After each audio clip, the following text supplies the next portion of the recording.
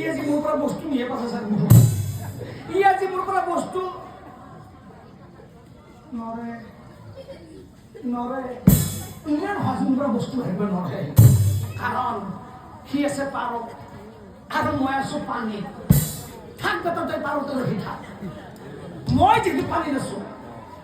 যিহেতু পানী আছো ইয়াতে ডুব মাৰিম সৌ তাতে ওলাম বা তাতে পলাম তই এতে ৰখি পেলাম থাক ৰখি থাক হয় কি বুলি দামচন ৰায় এ পানী ডুব